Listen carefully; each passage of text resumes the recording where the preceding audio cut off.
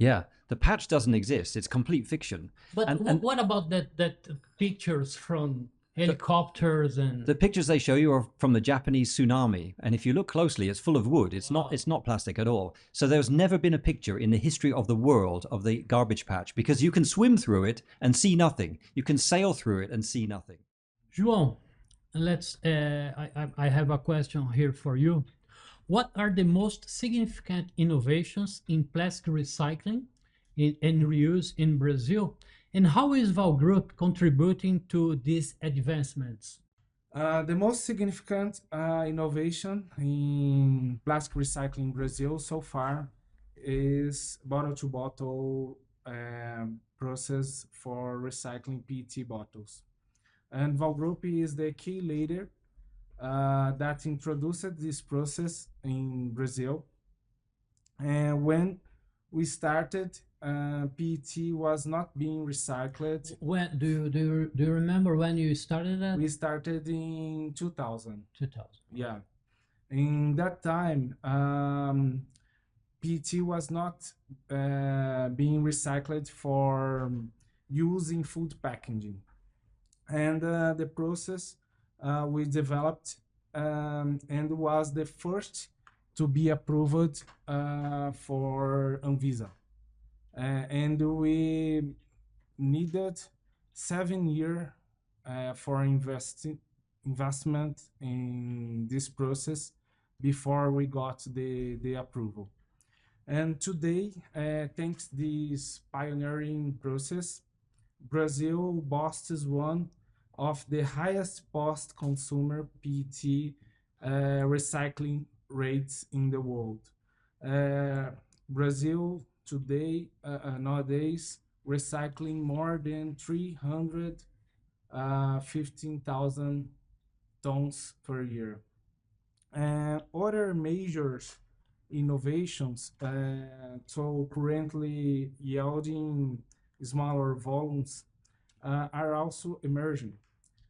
Such as the ink technology, which recycles monomaterial plastic films with external printing. And with the ink technology, we can recycle laminated BOPP metallized packaging. The process involves removing ink, adhesive, the alum metal in a closed system that doesn't use organic solvents. Let's keep with you and taking a ride for another question. How is innovation helping the Brazilian market tackle plastic pollution, and while still balancing the economic importance of plastic products? Innovation is the factor that enables plastic recycling. As plastic was initially introduced to the market solely to reduce the consumption of natural resources and provide billions of people with products and services. Unfortunately, circularity in that time was not demand. Today, innovation has improved the process, transformed previous no recyclable plastic structures, and developed more modern recycling methods. And all of these focus on keeping plastic packaging competitive and affordable compared to the other materials. All right. Yeah. And Chris, let's talk about let's back to pollution and talk about the real guilt for it. Okay. and I'm talking about human. Yeah. Yeah, in your book, you mentioned that human behavior is the main cause of plastic pollution and not the material itself. It seems very clear, but what I ask you is what behavioral changes would be most effective in tackling this problem? Yes, great question. So there's a couple of things. One is that we shouldn't really be using the word pollution at all, because scientists showed that what we see as pollution, let's say you're on the beach and you see something, it came from somewhere else. It was litter that somebody else dropped, and then it went in a river, and then it came there. So basically this pollution we're talking about is litter which moved. And why is that important? Because litter is caused by people. They literally stand there and watch people intentionally litter. So 81% of litter, lixo I think it is in Portuguese, is done intentionally. People are dropping it, and then they turn around and blame the litter. So this is important to realize. The pollution is actually litter, and the solutions to litter are education, deposits, and fines. Because as soon as this litter has a value, nobody drops it anymore. And if someone does drop it, they pick it up. I have an example here. Red card. So here Oh, is yeah. a plastic banknote. We have these in Brazil, you have them in Canada, Mexico, all over England, all around the world. They make 8 billion of these a year. That's one for every person in the world. They've been doing it for decades. You don't see it. I would love that. I would love to. I Yeah. always joke, I would love to go on holiday with my wife and sit on the beach. And the longer I'm on holiday, the richer I get. The money's just coming in on the water. Why don't we see it on the rivers? Why isn't it on the street when I go for a walk? Why isn't it on the beach? Because it has a value. It's a small piece of polypropylene, but it never gets lost. And if I do drop it, it will magically be gone tomorrow. It's the same with the credit card. And this is proof that litter is caused by people and not by materials, not by companies. It drives me nuts. I see these things all the time. Green groups are saying Coca-Cola is the #1 polluter in the world. This is just a lie. They should be sued. That is just not true. So yeah, we need to give it the correct word. We have to stop using the word pollution, call it litter, because we know the solutions to litter.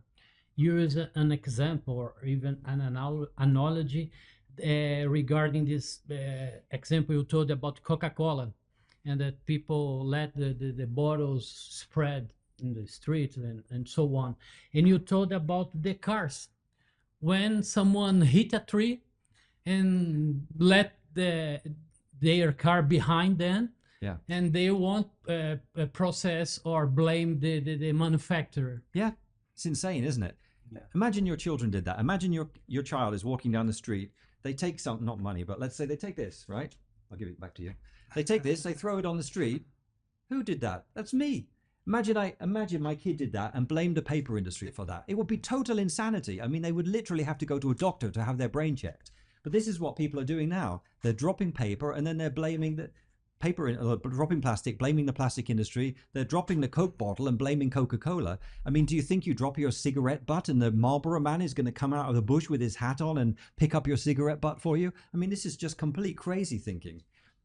Yeah, and cigarette butts, you mentioned, it's the main cause of pollution in #1. beaches and #1 litter, yes. #1. Yeah, Wow. caused by people. In some place, some continents, or Everywhere. It's average. Cigarettes, yeah. All right. Yeah.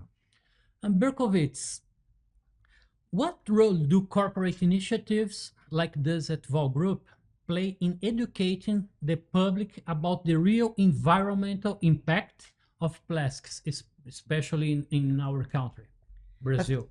Okay, thank you. I think it is important to say that Valgroup was born close to 50 years ago, recycling. We use material. On that time, we didn't have virgin material, and we start the company with the recycling. Because this reason that you say, recycling is in our DNA. Mhm. It's a part of our story, starting the company. And then we improve, etc. And as my colleague João said, in 2000, we started a big movement of recycling PET. Yeah. Okay, very good story about you said. And we improve, we are growing, and we will keep growing a lot in PET. As we know, in Brazil, we have close to more than 50% of recycling PET in the country. But returning to Valgroup, yes.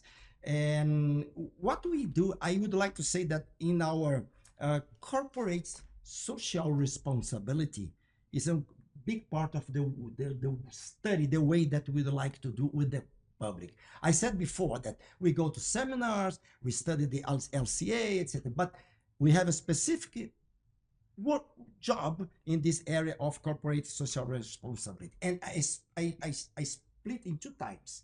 First is education, and the other one is sports. It's one way that we really believe that people can be more educated.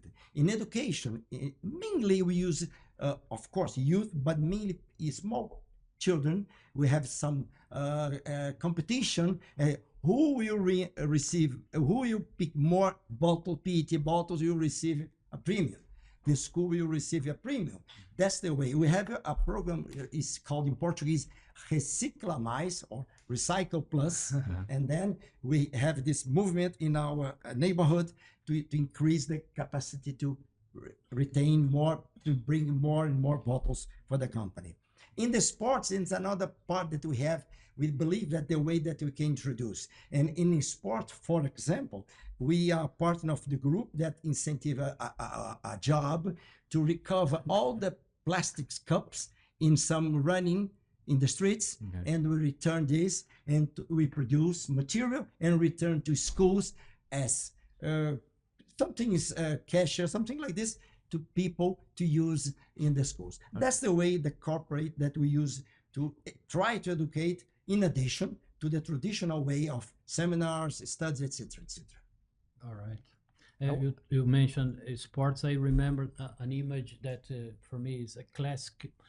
When we have stadiums in Japan during the World Cup, the Japanese supporters, all of them collect their waste and by their own. Yes, we are studying.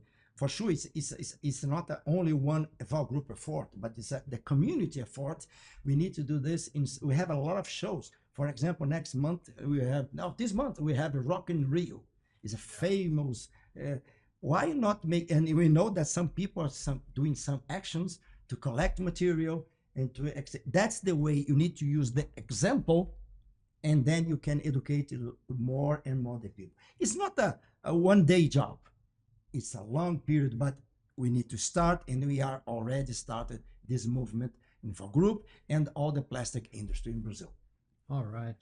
Can I add one thing? You asked him about innovation. The public is unaware that we're reducing the amount of plastic used to make something like this all the time. This is so thin now you can barely touch it. Yes. Right? It's the absolute minimum. Used to be 22 grams. Now it's 10 grams, 9 grams, 8 grams. The amount of plastic used for these things is going down and down and down all the time. And this is an innovation that we're always working on, new designs, making the material better so you can use less and less of it. And this is something that the public is completely invisible to them. But it saves them money and it saves the environment. Yeah. Right. They replace it for a bottle of glass with 300 grams. Right. It's insane. And it's 9 grams probably. Yeah. It's a weapon. Yeah, it's a weapon. All right. João, how can industry-wide collaborations, especially in the plastic sector, help address the myths surrounding plastics in Brazil? I believe the best approach the plastic industry can take to address these myths being spread is to intensify communication around the facts. Myths such as plastic is bad, plastic isn't recyclable, or replace plastic is better to the environmental is not true.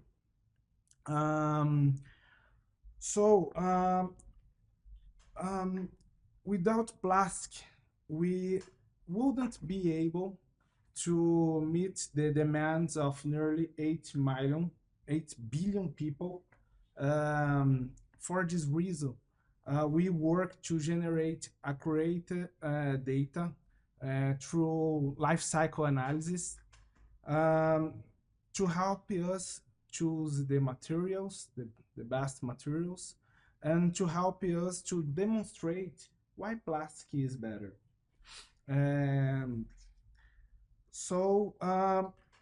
It's plastic packaging. It's a material that conserve resource, reduce carbon emissions, and provide more affordable products for the population. Let me give you one number that I love it when I have the opportunity to share with people.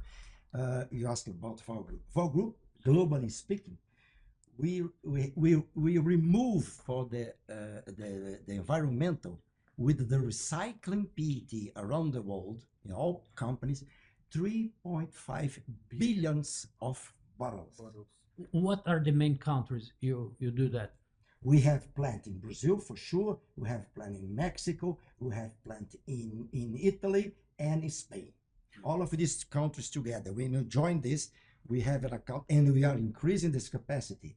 Every year we are increasing this capacity. But I think that the nowadays number, or maybe the last number that we have, this number is 3.5 billions of bottles out of. Huge. It's a huge.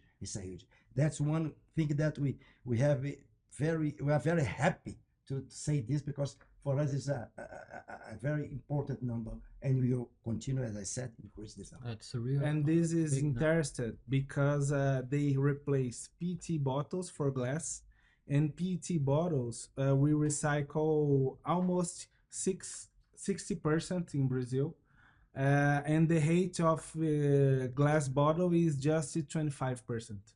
So this don't make sense. Yeah, many things. It seems that many things don't make sense when we are talking about plastic. Huh? Yeah. That's it. And gentlemen, we are coming to the end of this episode, but I have two very interesting questions, and I'm also very concerned sometimes, and I'd like to understand better it. I'd like to address them to you, Chris. One is, one of the biggest concerns people have about plastics is their supposed toxicity. Yeah. Yeah.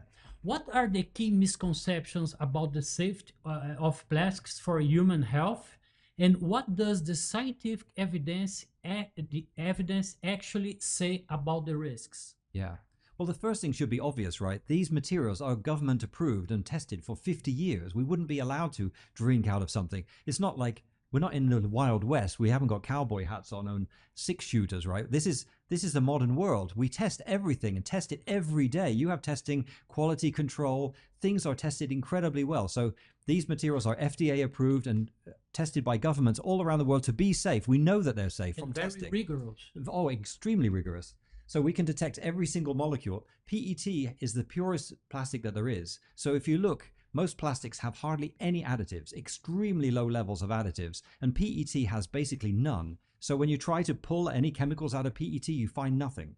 And there's tons of studies on that. So this idea that the plastics are toxic is an outright lie. And there's a Canadian minister who just decided to write down plastics are toxic. And it's just completely nonsense. I mean, there's 50 years of data saying the opposite. In fact, the testing shows you could take a cup of polyethylene or polypropylene or PET, you could eat a cup of it every day for months and nothing would happen to you. That's called the NOAEL. That's the non-observable adverse effect level. So we know these things. It's not theoretical. We've tested these things for years on animals and so forth, and we know that it's safe, much safer than copper, for example, which is highly toxic. All right. And my final question to close this episode. In your book, you mentioned that plastics are, and this is very important also because I see it all around my life. You mentioned that plastics are indispensable in various industries, and from healthcare to technology. Can you explain why they are irreplaceable and give us some examples of where they play a vital role in our lives? Okay. First, I'd like to say that I make it a point never to say anything positive about plastics, because I feel like it's not, it doesn't feel right somehow. I don't want to be pro-plastic. I'm pro-truth. As a scientist, I want people to make logical decisions based on things which are true. That's my goal, never to be positive about plastic. But if you ask me, what is an example where plastic is irreplaceable? One example is insulation for wires. Plastic was invented, one of the major applications for plastic was insulation for copper wire. So if plastic was gone, which some of these crazy people want, all the lights would be off in this building. We would have no recording. We would have no internet. We would have no telephones. We would have no computers. Everything would be gone. So even things that people don't have the perception, like clothes. right, yeah, well, a lot of things would be gone. You would be there are videos of people who try to avoid plastics. It's brutal. They're sitting on a wooden stool. They can't touch the floor because it's made of PVC. They're sitting on a stool, very uncomfortable, with a candle and some dominoes, and that's your life without plastic. It's pathetic, and that's what people are asking for. So that's a problem, right? I don't want to be positive about plastic, but we need to be realistic. We need to look at the facts. What if you have a heart attack and somebody says, "I'm sorry, I don't want to use this defibrillator because it's made of plastic"? You know, this is in the health sector, the blood bags. right. Yeah, we can't give you this needs is to made of be plastic. Of plastic. Yeah, you're not going to make it out of wood, are you? I mean, that would be a bad choice. All right. Okay. Anyone has another consideration that you would like to address regarding this episode? That's good for now, I think. Okay. Thank you so much. Great questions. Thank you. All right. If you enjoyed the episode, be sure to follow Valgroup on social media to stay updated on the next episodes. See you then.